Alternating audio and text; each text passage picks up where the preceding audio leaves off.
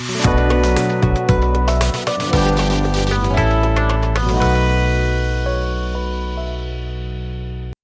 I will introduce our next keynote speaker for the day, Mr. Mathew Jose.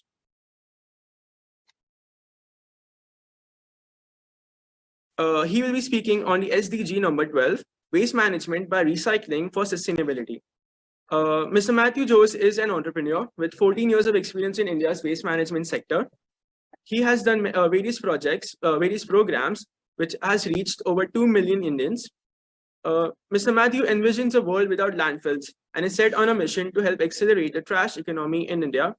He has also been featured in Forbes 30 under 30 annual list. Presenting to you, Mr. Mathew Jose. Hello. Am I audible? Yes, you are. All right, great. Yeah.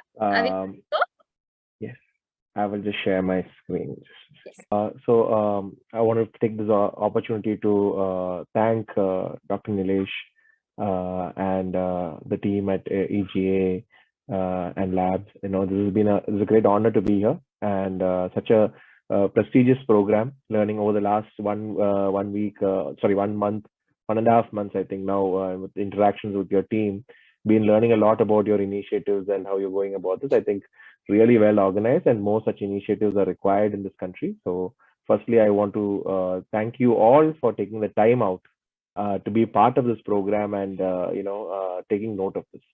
Like Dr. Nilesh mentioned in his speech as well, it's high time. There's climate crisis. There are issues everywhere, and it's very important for people like us who are working in sustainable missions to come together and align and learn from each other and contribute to a cleaner and greener planet.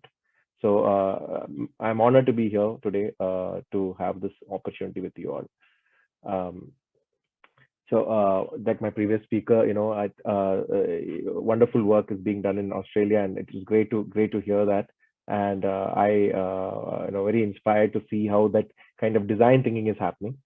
For us in India, my work has been in India, and today I want to present the context of where we are in India in terms of as an organization, what Paperman has been doing, and where as a country where we are today, and what are the few things that from my experience in the space that I believe could be a few solutions around the space, right?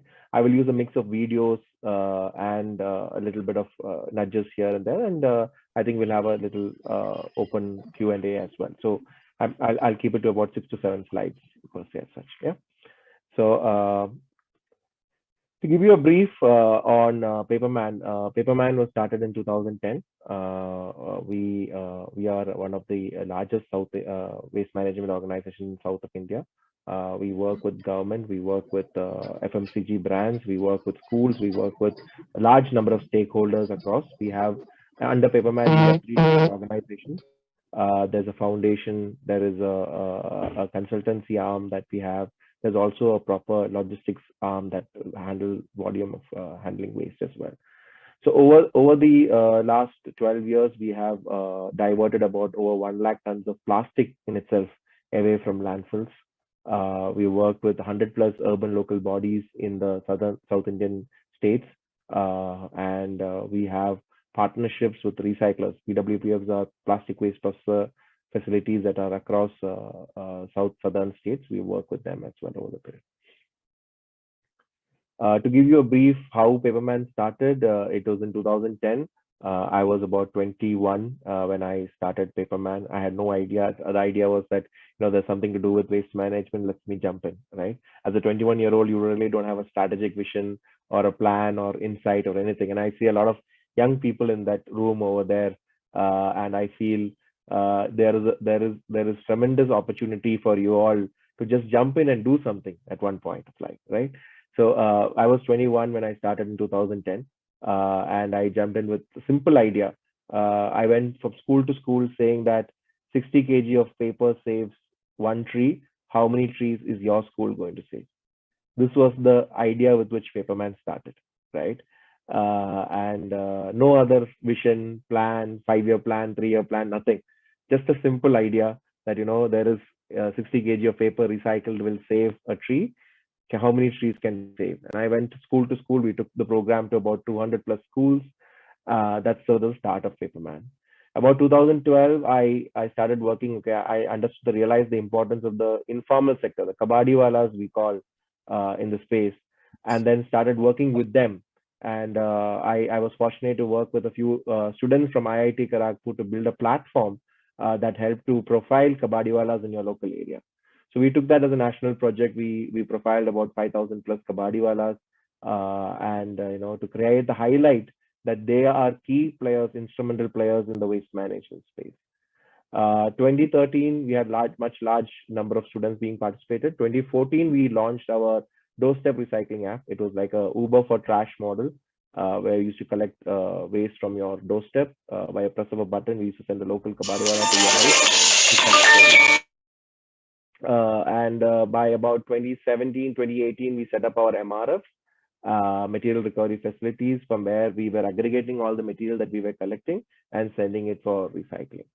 2018 onwards, we have also been a very active player in the EPR space, extended producer responsibility space, helping over 20 plus FMCG brands, largest FMCG brands in the country, to offset their plastic packaging waste as per the norms of Central Pollution Control Board. So that's been a key work that we've been aligned with as well. I'm just going to put a small video here to help you, whatever I told, to just grip where it is today. So for everyone. Audible now? Okay.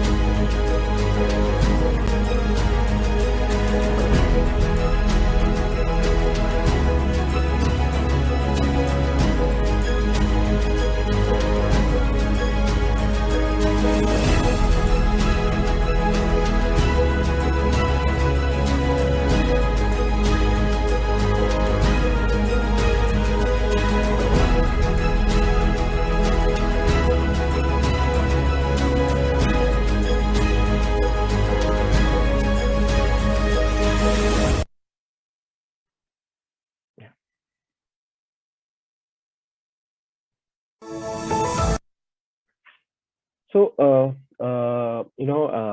that gives you a context. Sometimes a visual video helps to connect to the context of what we are talking in per se, right? From today, what is the situation, right? I can go into detail about all these places, things, and the top points over here. But I think I just want to take on a very large level due to lack of our time today. And cover these points per se as such. These are some of the 6 key points that I feel is for my 14 years of experience in the space, I feel very important that needs to be addressed as well in waste management. So today our waste generated per annum is calculated to be about 62 million tons per annum. This could be much higher as well, but this is what the official stats say. And we have a very low recovery and recycling rates, and in many items like textiles, many items which is especially like e-waste or multiple areas with the informal sector in our country are not being able to handle. Our formal systems are not very sure how to handle it. So we have a very, very low recycling rate in our country. That is a challenging thing. Our good sign about our India's waste management system, which other countries don't have to boast, at least in developed countries don't have, is the informal sector of recycling. The informal sector of recycling handles about 20% of our city's waste, be it Mumbai, be it Chennai, be it Bangalore, be it any part of the country, any small cities, everything. The informal sector handles 20% of the waste without any cost to the city or the government, right? None of your tax payment thing. They found a way to sustain it and also create employment and economy and investing on it. But there's no proper data and formalization incentive for them. This is a very critical side now, because the country is growing, and a lot of times they are, their work is not appreciated. In fact, the local municipalities and police really, create trouble for them for the work that they do.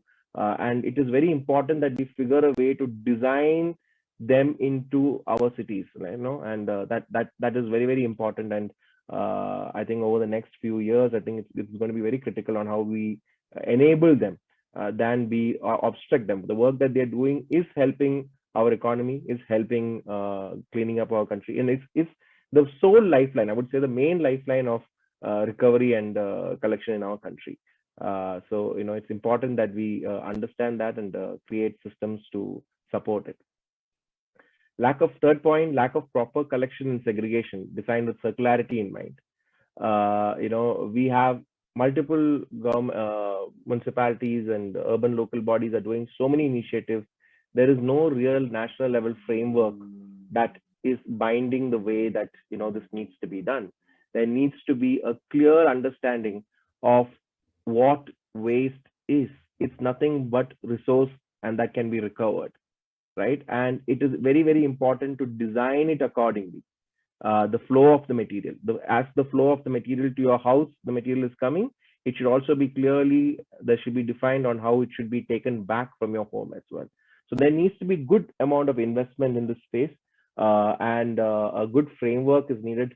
Some cities are doing good jobs, but a lot of cities, about 95+% cities in the country, it does not even have a small towns, and it does not even have a proper system in place. We are doing something very haphazardly. I'm not saying nothing is happening, but a lot of things are just happening very haphazardly here and there without a clear circular concept in mind. And that is very, very essential, because every city's collection and segregation should be connected to proper recycling as well, and recovery. Contaminations of recyclables. This is something which happens at all our homes. We don't separate the waste.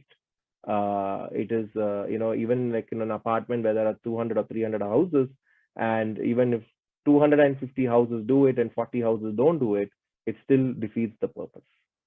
So there is a huge challenge in this across the country, where citizen awareness, I would say today awareness is a lot better, but enforcement is missing in a big way. Many developed countries, if your waste is contaminated, you're fined very heftily. In India, that fining system is still not come in place well. We have done that with our traffic and roadway systems and more. I think in waste management, that is very, very important to have proper fining that is enforced, because without that, for us to, as a country to really start segregating, you need those systems in place, because otherwise it's just too many things that we're doing without really enforcing it well. Connecting this back into the third point, the fifth point is very much aligned with that. Poor design and monitoring of recycling infrastructure. Recycling and recovery infrastructure is very, very critical when you plan collection and segregation. Both these go hand in hand. So if you are collecting material, at one point you have to send it. There is no infinite space to store material, right? Material has to flow into the next stage, which is recovery and recycling.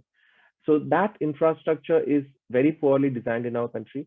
There are a lot of small scale industries, small mixing, but there's no real planning that is done around where this system should be. And wherever recycling does not have the economic incentive to do it, the government should come in and incentivize the process, because circularity is an essential activity, and that needs to be incentivized where there is no economic viability for the activity. A lot of work is happening now, especially in carbon credits and other areas around this, to improve the viability of recycling in plastic credit space as well. Lack of extended producer responsibility implementation. I think extended producer responsibility as a concept or as a policy has been very, very, very good in our country in terms of since 2016 to really bring in the corporate action in waste management. Paperman has been one of the key producer responsibility organizations or a waste management agency that's been working with multiple FMCGs. But it is very, very important that these programs should be built in association with urban local bodies, because that is where the waste gets generated, right? India's urban, like Mumbai is an urban local body, Mumbai City Corporation, or smaller even town panchayat or urban local bodies. So, it's very, very important that these programs should be worked in partnership with urban local bodies, because if the source collection and segregation of waste is not done, you are still going to have material ending up in landfills. Today, the policies are more aligned to what's happening in the recycling space, but there is no additionality there. What is being recycled earlier, the material that the kabadiwala is collecting and coming to the recycling industry is getting recycled. The same thing. There is no real additionality of waste that is coming into the space. So, it's very, very important that extended producer responsibility should be developed in partnership with urban local bodies, and that is a very key change that needs to be seen as well. I'm just going to, for this thing, to show you what a material recovery facility looks like. Many of you might not have a perspective of this, of how a circular material, like after collection from a home, how does the material flow in and how does that go into the recycling industry. So this is an infrastructure video of a material recovery facility. This is one of our facilities in Chennai. It's a 10,000 square feet facility that handles about 10 tons of plastic waste per day. Out of that, mostly a lot of PET bottles, the bottles that you use your Coke and Pepsi and all that. How we collect that is, you can see a video of that over here.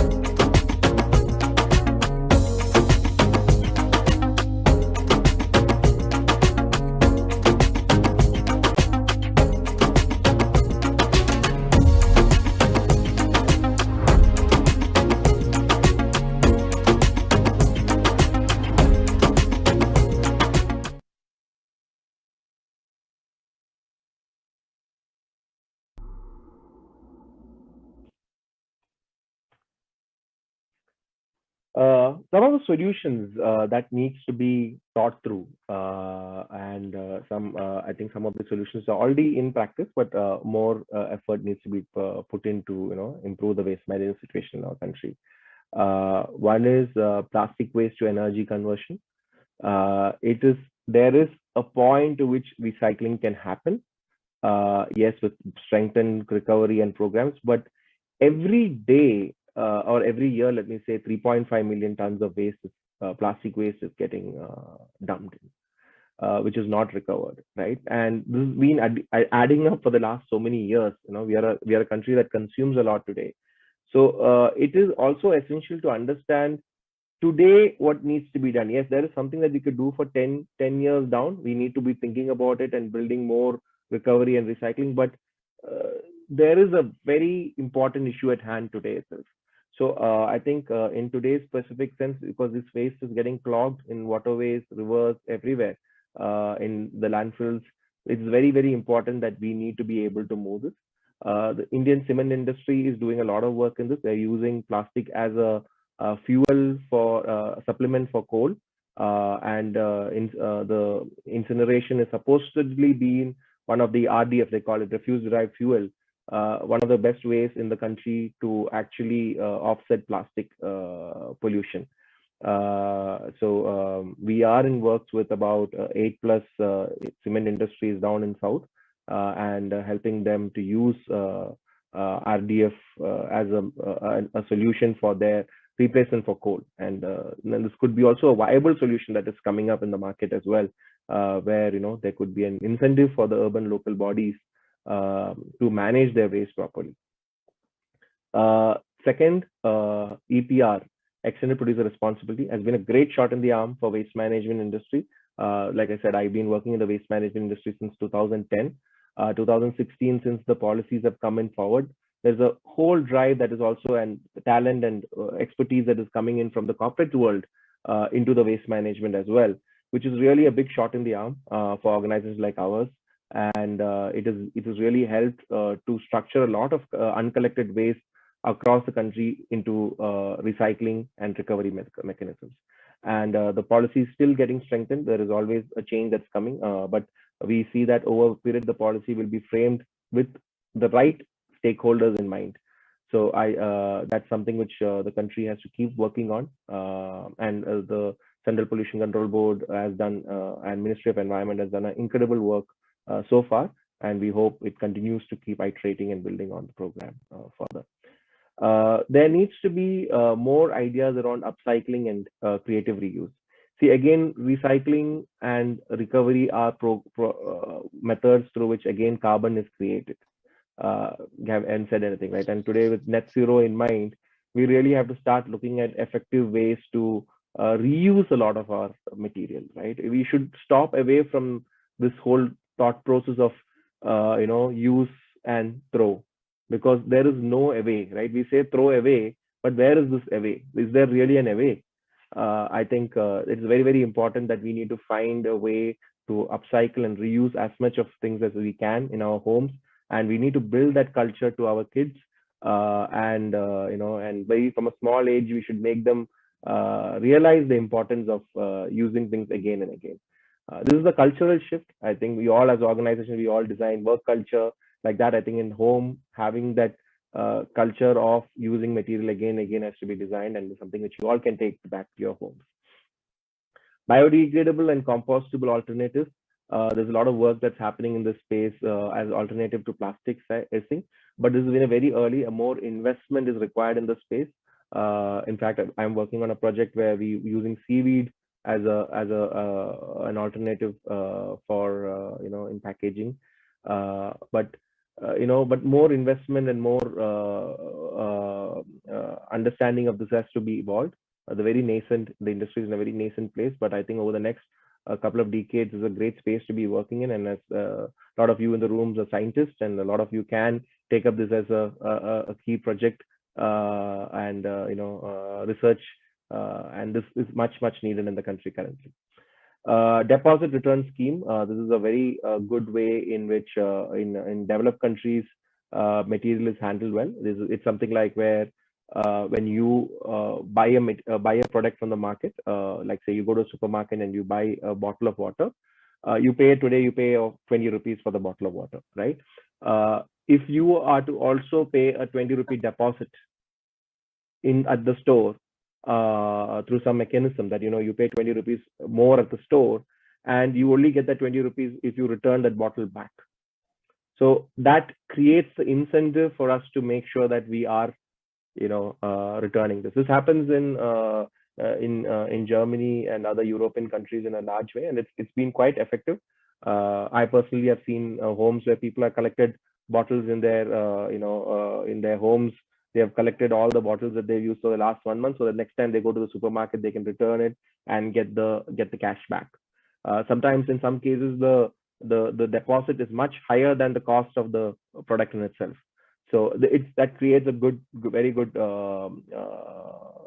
key thing as well.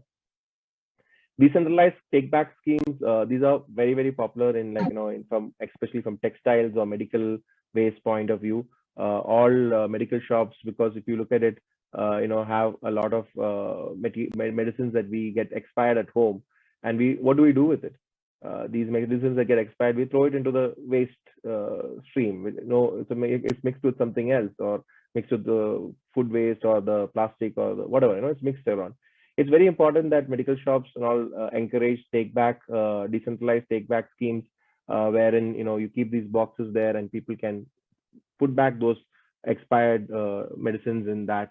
And even textiles, textile recycling in India is still in a very early stage, so a lot of textiles get wasted and thrown into landfills.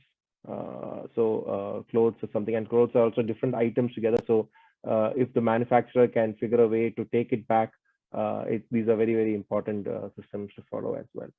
I know we only have 10 minutes before our break. So with that, I want all of us to envision a world without landfills. And I think it cannot happen with one organization or 1,000 organizations. It's about all of us working towards it. And it is very, very critical today that we all participate in this together. Thank you so much for this opportunity. Yeah. Thank you, Mr. Mathew. Thank you so much. I really could make a few notes while you were delivering your session, and you have almost left the whole room with smiles. And also the way you spoke, that jump in, do something. So you have actually inspired us to take action. Thank you. I know you like to be known best as a Paperman, as an organization, but Paperman is actually acting as a Superman for all of us. And compliments from the entire EGA team to the entire team of yours. Please convey our best greetings to them. Also, the other part that you touched upon is the culture and the discipline. I think that's very, very important. Thank you for bringing that up. Also, I put it to the audience without taking much of your time and also my time. Any questions quickly? Vijay? Also, there's a question from one of our audience and the guest here, who plays almost 4 hats for us: the jury member, the partner, the guest, the speaker of Amodji. Yeah, Vijayji, I'll pass the stage to you. Before I'll request Amodji to please ask the question. You may have to come here. Mathew may be not able to.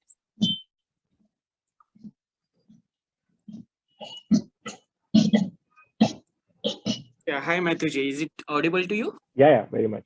Yeah, fantastic work. So a couple of things I want to ask. It might be useful to the audience as well. Like, I was going through your video, and what I understood is most of your work that is happening is related to the PET bottles. What I want to know is whether you are collecting, means whatever collection that you are doing, out of that, how much percent is that you are collecting based on this paper or paper related things. And if it is there, then out of that, are you making any sort of tray kind of boxes which can be used, like food grade tray kind of boxes, which can be used for the eggs? That is first question. If you can quickly answer, I will ask a few of the other questions as well. Sure. No, actually, honestly speaking, the name Paperman for our organization came when I started. I told I used to go from school to school collecting paper, and so one time, 3-4 months into collecting paper, once I went to a school, this child, 4th standard kid, he looked at me and he said, "Oh, that's a Paperman coming," right? Yeah. And that's how the name Paperman came in. And in the initial days, we used to do a lot of paperwork, paper collection and recycling. See what happened after 2018. What we realized is paper has already a proper system in the informal sector for collection and aggregation, right? It's a very well-defined system. And where we have a challenge in paper loss is in the household level, where it is not segregated, where it's mixed with other, like you use it to cover material or something, and you lose the paper value there, right? Yes. So there's very little work and scope for us in terms of running a recovery facility or in the paper space. We do a bit where there is large scale paper that's involved. We have a trading arm where we buy and sell paper, which is as a newsprint, as a resource for large companies which need it as a recycling material, right, for the newsprint. So that we do, but from a grassroots level, we are not doing paper today. What you said, absolutely right. In our material recovery facility, we focus very highly. About 85% of our material is PET bottles. And why that is because material recovery facilities in the country you can only see every material is an economy of its own, right? For example, every business, right? There's a tendency for us when we say waste management, we think about the whole materials around waste management, right? So if you look at it, it is a million in businesses that is contributing to that waste. Like every company has a product of its own, and they all bring in that product. So you can't see waste management also as a single thing. In waste management, I think Paperman's work would be around 0.2, 0.1% of the entire space as such, because there's so many, like hazardous waste handling is a whole different space. Right. Different types of waste handling is there. Right. So as a private organization where profits are also critical, we focus on channels where there is a clear buyer, and then we work like this thing. Yeah, so I will just cut you in between when you just said that you are that looking for that buyer as well. So the question which I asked, that has some sort of commercial perspective as well. Like when we are working in the industry, what we came to know that like much of the paperwork is, or paper related things has not been collected yet. If it is collected, then it is not processed properly. Having said that, why I'm raising this question even at this platform, like there are much of the non-veg products or non-veg industry which is working, they require lot much of those trays, and they are looking for such sort of facilities. They are ready to pay as well, but they are not getting that support. I worked on that part for quite long time and failed to get required number of those tray or related things. So this is one thing. So in case if you can do something, of course, I will connect with you later personally. Some immediate second question, I will not take much of the time of yours and the audience. Like you were mentioning something related to the seaweed. And I believe you, based on the Tamil Nadu coast as well, you might be getting Kappa ficus alvarazi on a large scale.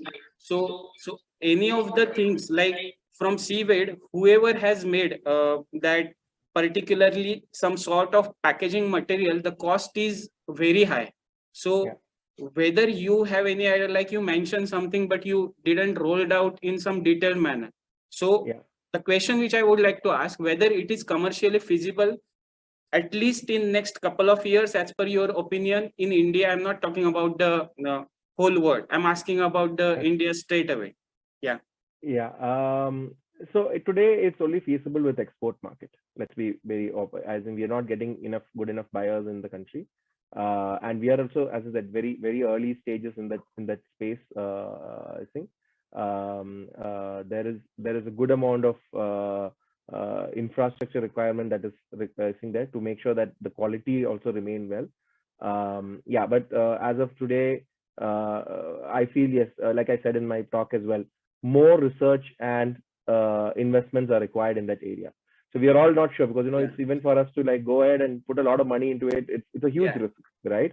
We haven't started making money with it for sure. That I can understand fully, because CIFT also is working a lot, particularly on that part, and they come out with those sort of packaging material as well. But if you go on the cost wise for the buying, it is on a much higher level.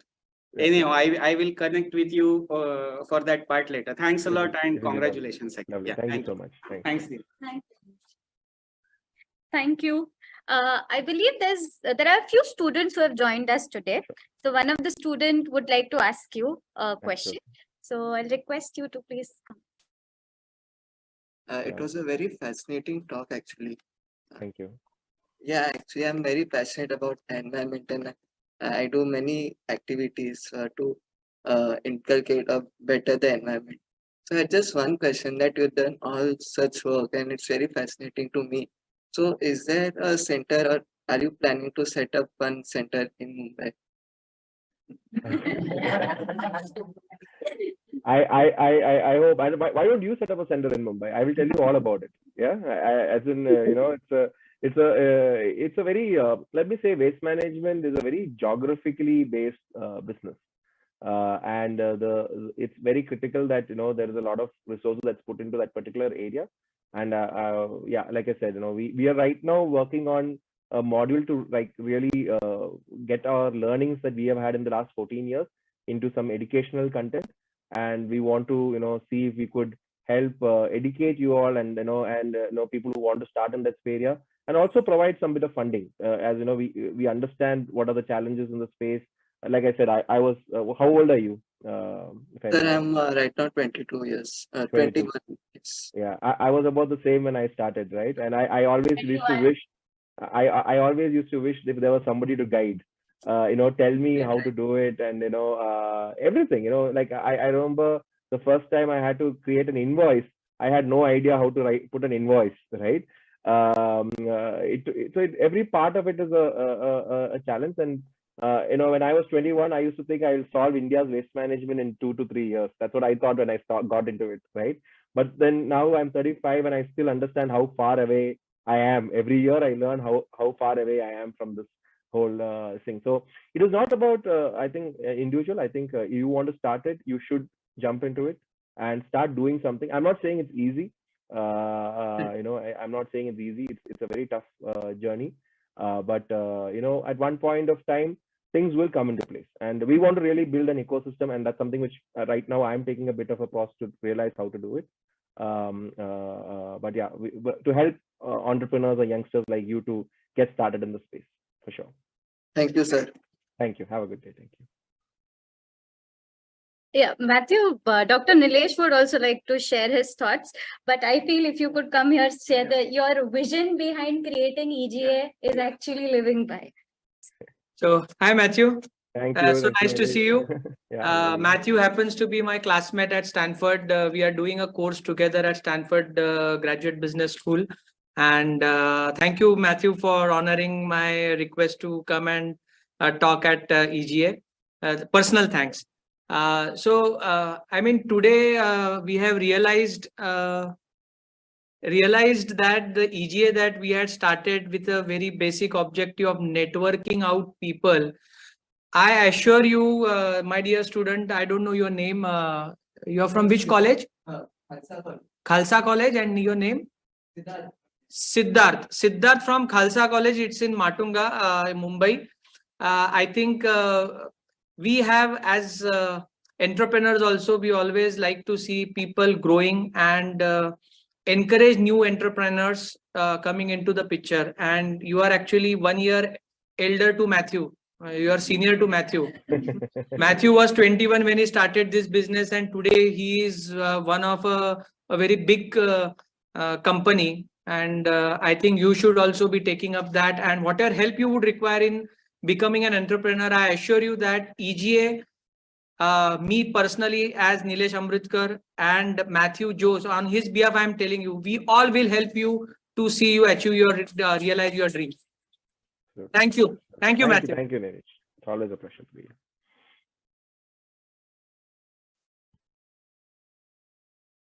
Thank you.